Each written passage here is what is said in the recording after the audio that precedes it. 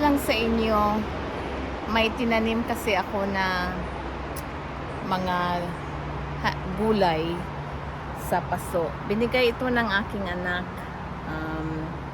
So, ipakita ko lang kasi gusto ko na siyang itanim. Maano na siya, lumaki na siya. Ayan, oh, pakita ko. Ayan na siya. It's my tomatoes. Ito naman guys, this is calamansi. Yeah. This is a citrus. And my tomatoes. Ayan siya. Ayan. Ayan. Ito naman, oy, nag-ano na siya yung aking green beans. Oh, look. Yung iba, tinanim ko na doon sa baba. And here's my bell pepper. Ayan siya, guys. Oh, di ba? Tingnan ko kung mag-ano siya, mabuhay siya doon sa baba. And this one is let's see, some kind of mint. Ayan. Ano ba to?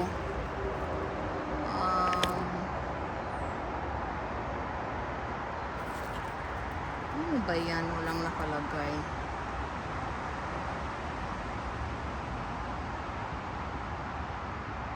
Yeah. Mint siya, guys. Ito naman basil. Basil. Nagsama-sama na siya dito sa isang paso. So, anyway, dun yung aking watermelon.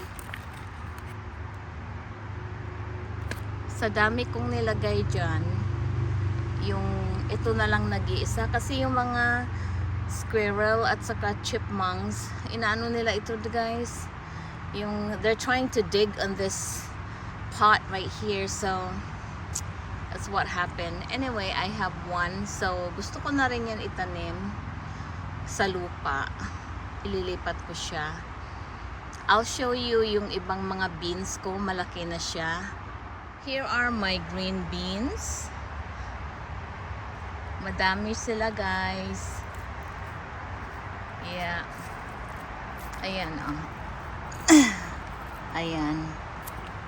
So, hindi ko lang alam kung kailangan ko ba lagyan ito ng something para sa kanilang vines. Ayan. May bok choy din akong tinanim. Nandyan lang siya sa aking maliit na garden. So let's see. This is my first time to plant vegetables in my garden. Usually, yung nanay ko may tinatanim. Pero ako na ngayon. So here's my bok choy. Namatay na yata. But, 2 piraso lang siya. Bok choy. There. I have this one. Ito, wala na siguro ito. Patay na siya. Lagyan ko pa naman ng ano. But, let's see. I also have corn. Ewan ko kung lalaki ito, guys. But, ito yung corn ko. Yeah. See? Tingnan natin kung mamunga siya. I'm not sure about yung soil dito. Kung this is my first time. Pero parang lumalaki naman siya. We'll see. Ayan. Diba? So I was thinking kung saan ko itatanim yung aking tomatoes. Siguro sabi nila it has to be on the sun or something like that. Kailangan yung sa may mainit. Ito naman yung I was thinking of planting somewhere here. I'll show it to you. Yung mga bulaklak.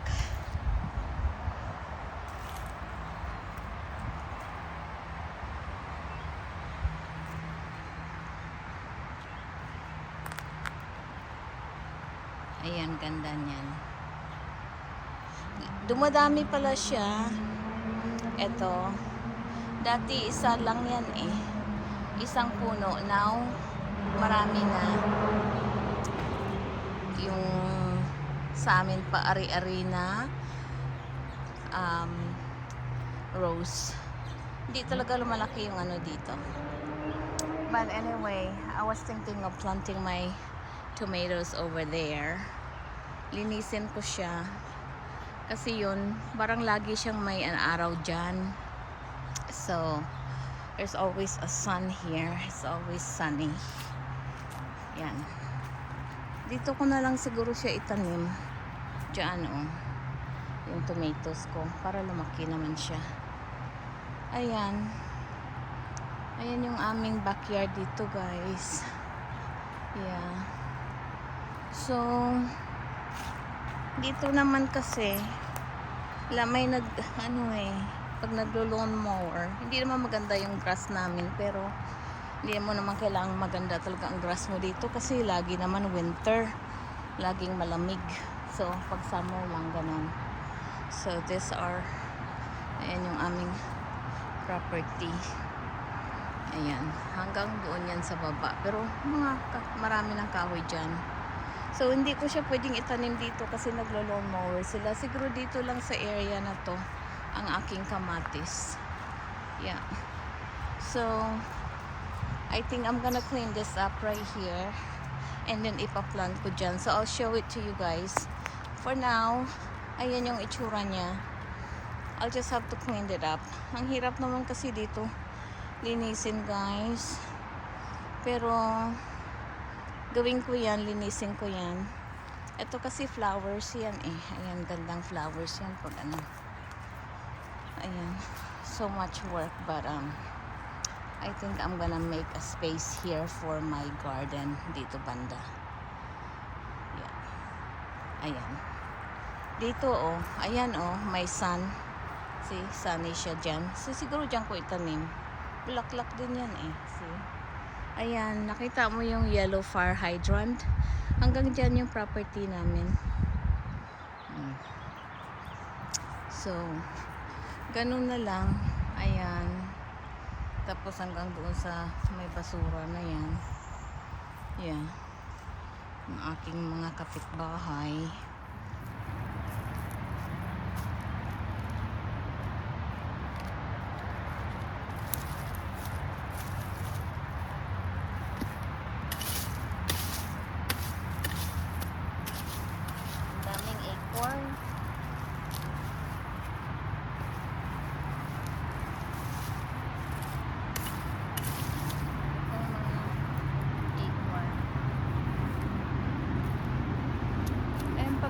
Pag fall, ayan kayo, so, ang dami, kita nyo, acorn yan, nalalaglag siya from the trees.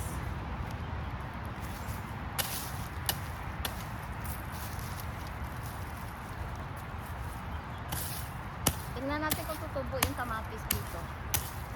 So, balikan ko kayo guys pag naayos na ha.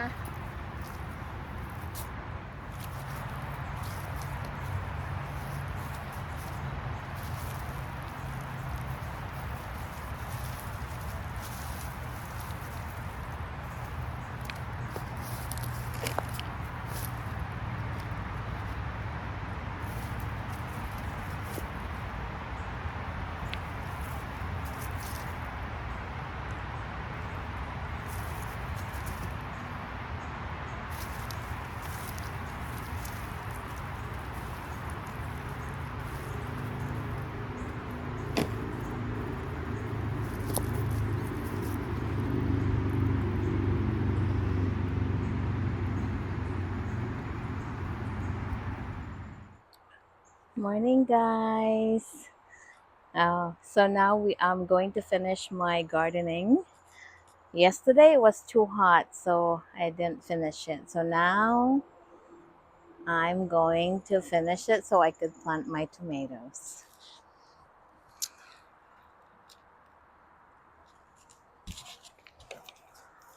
Yeah.